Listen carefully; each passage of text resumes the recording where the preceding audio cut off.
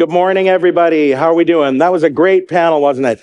I'm really excited for this conversation that I get to have here with this fantastic person, a real visionary, and you're pleased to have. Thank you for that introduction. We're going to be talking about how we can leverage positive Indigenous partnerships in this era of the green energy transition in our green economy, how we're able to decarbonize, and how we're able to make reconciliation a reality. My name is Sean Conway. I come to you from Curve Lake First Nation, beautiful Williams Treaty territory, just about 2.5 hours somewhere over here. But it is my pleasure to be here and to have a conversation with Stephen and get to hear a bit about his story. What we're hoping to do is to explore some of the ways that partnerships can be used to build mutual respect and trust, how we're able to create positive business relationships with Indigenous communities, and how we're able to actually meet our climate goals. With that, Stephen, I'd like to get right into it and to allow you some time to talk a bit about your story and how you come on this journey. Well, thank you for that lead-in, Sean. Yes, this journey, it started many years ago. I've been a company builder my whole career. I started my career in the investment banking business just down the road. In 1977, my boss asked me to transfer to Calgary to help build that corporate finance work in Calgary and said, "You're only going to go for 2 years," and I'm still there. But the vision around the resource sector, which is I've been very involved with, and to ensure that the impacted communities around these resources have a place at the table. Yeah. And a material place at the table. And I often, when I speak to audiences, when I say material, in our vision, and certainly what we're doing with reconciliation energy transition, it's not 10%, it's not 15%, it's not 20%, it's not even 25%, it's a minimum of 30%.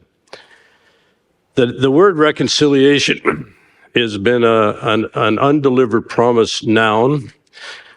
And when I started my vision on what's now called reconciliation energy transition, it was around looking at a major piece of national interest infrastructure, the Trans Mountain Pipeline. And the challenges that the original owner, Kinder Morgan, had to maintain a permit to have that pipeline built, yeah, which ultimately they got tired of the challenges and left, and the federal government purchased Trans Mountain from Kinder Morgan. And really the challenge was, and under the constitutional duty to consult, where it really was a model based around promising jobs while the infrastructure is being built, they go away once the infrastructure is built. And some levels of tokenism, surface lease rentals, and really where the vision came is to have the Indigenous impacted communities have a material interest in these major infrastructure projects, including this Trans Mountain. As I was putting together a team that was to bring together an Indigenous ownership of Trans Mountain. By the way, I was asked to speak in the House of Commons Standing Committee 2 weeks ago to see whether we were still interested in buying Trans Mountain, which I said we are. We remain ready, willing, and able. But the key piece here is to have that place at the. Oh, sorry, I'm getting ahead of myself already. What am I going to call this vision?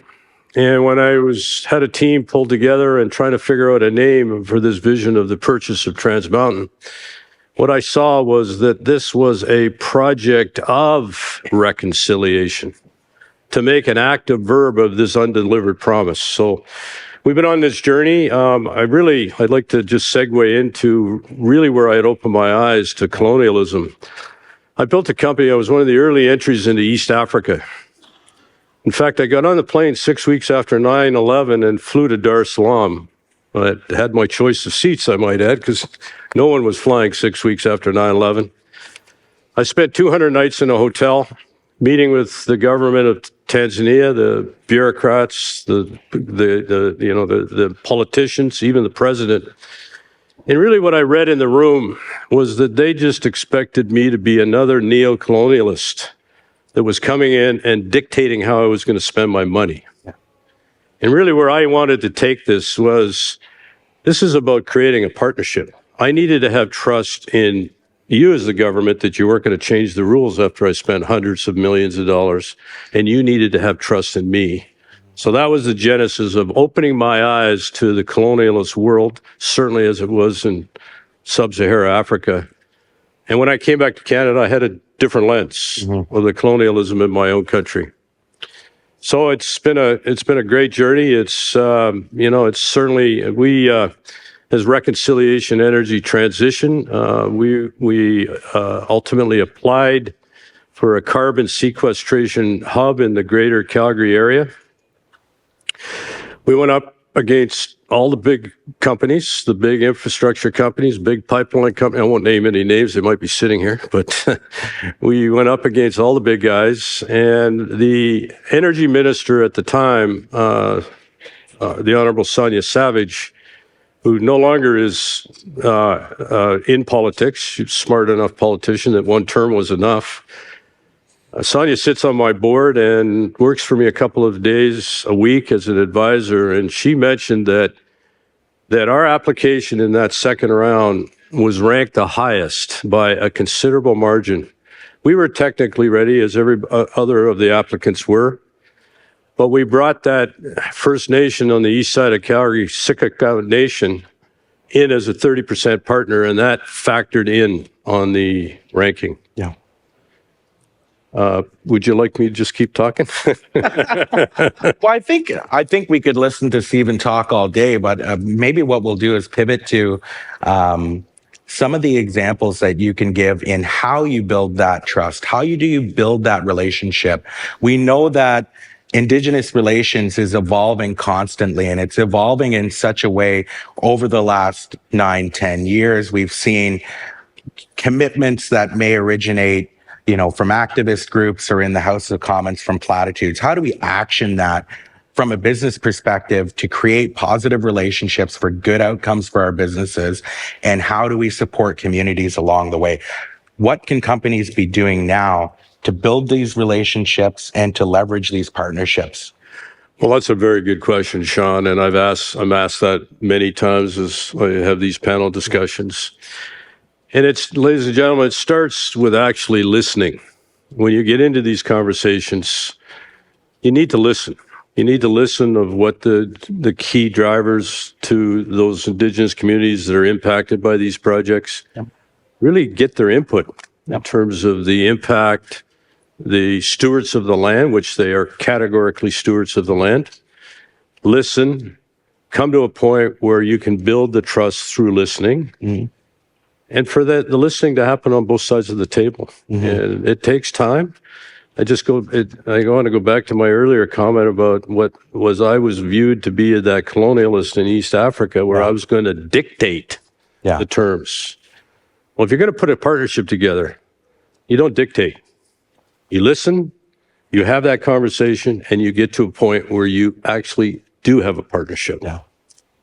No, I think that's so fantastic. And one of the other takeaways that I like to share is that it's never too late to start that work. And it's never too late for you as leaders in your industry to start to develop those partnerships and those friendships fundamentally. It's all about, taking that first step. And chief of my community always says that it's like dating, and you're moving into, starting a relationship, and you might be a little nervous. You may be a bit left-footed as you enter into these things, but, making that first step towards having a conversation and building a relationship is the most important step. And the most important part of it is to make an effort to do it.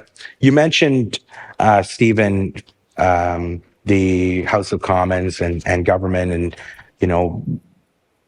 unfortunately, I'm still an elected official. I'm still in politics a little bit back home and serve as a councillor. But there's a real role, I think, for the government, both federal, provincial, and where we're talking about, and also our local governments and our First Nation governments, there's a role to be at the table in shaping how industry operates. So from a regulatory aspect, from a target side of things, what barriers do you really see politicians and the governments putting up right now in supporting the industry from engaging with First Nation communities, First Nation nations and groups? And what can we do to advocate to make those relationships flow better? Well, again, that's another good question, Sean, and that was an interesting witness situation I had in Ottawa a couple of weeks ago now, and talking about, are we still ready, willing, and able to purchase Trans Mountain? And as I led into that we tabled the first offer to purchase Trans Mountain in 2019. Bill Morneau was the finance minister at the time. I had the banks with me showing our financial readiness. I had the Indigenous leaders with me, and he just said, this is great, Steve. We're just going to build it first, which had just got completed earlier this year. And so when I was asked to go back to Ottawa, I was, are you still interested? And you know, again, in my opening monologue, I talked about our still being ready, willing, and able to purchase up to 100% on behalf of 100% Indigenous ownership. My company wasn't going to own anything. One of the things that came out of our vision on buying Trans Mountain, when we figured out how to finance it, and a lot of these infrastructure projects, they are project-based, non-recourse funded structures on the basis of the offtake. In the case of Trans Mountain, you've got 20-year shipping contracts with some of Canada's largest balance sheets. And the basis for us to finance Trans Mountain at commercial value and have the Indigenous ownership without having to write checks certainly came out as we built the capital stack around that. So the government, back to your question, they are very keen, at least my read in the room, and there was full party spectrum there. There was some Conservatives in the bloc on one side. I don't know if that's signifying they're coming together, and the Liberals and the NDP on the other side. And I made a point of saying we remain ready, willing, and able to purchase this asset or this corporation from the federal government at commercial value.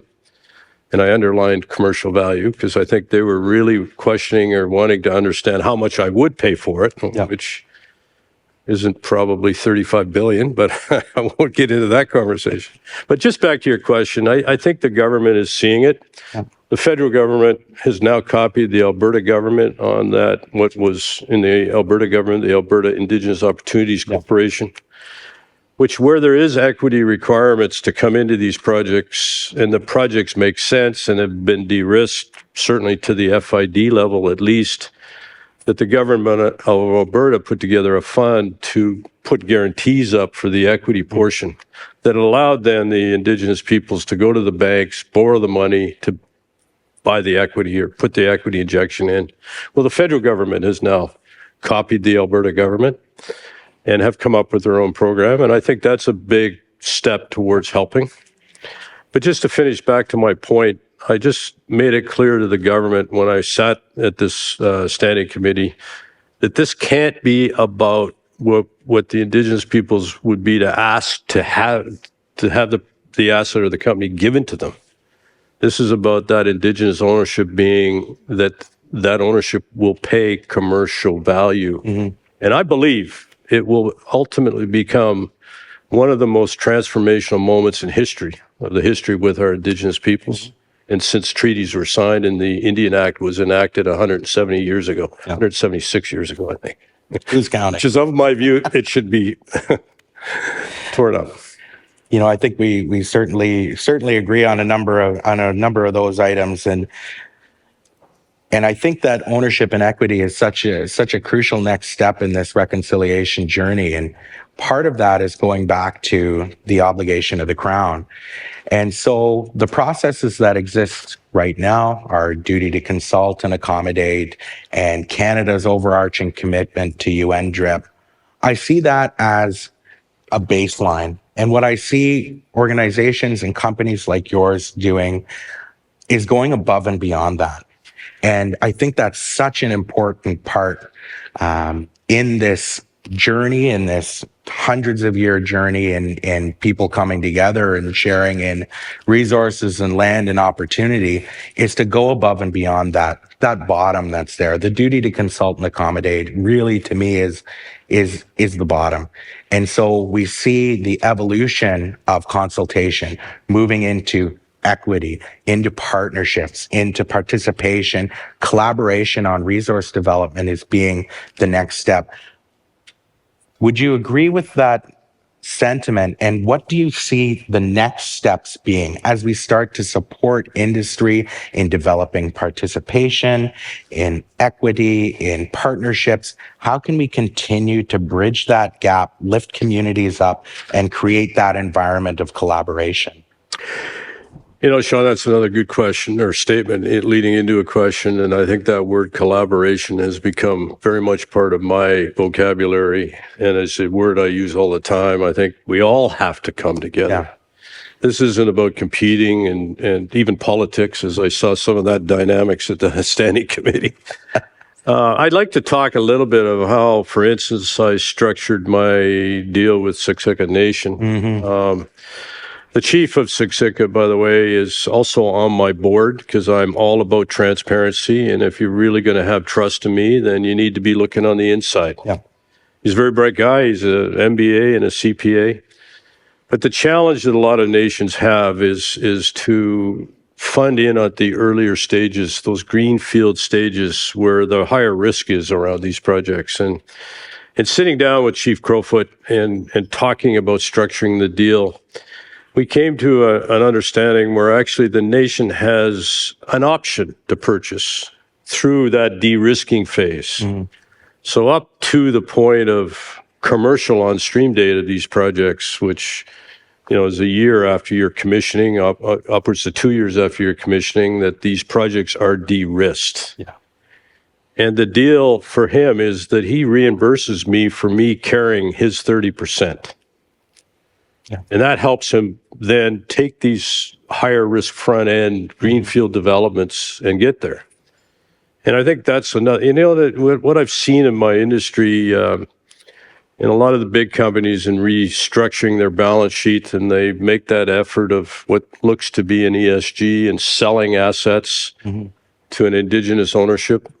That value transfer tends to be more market value based, as opposed to you come in at a level of the cost of development. Yeah.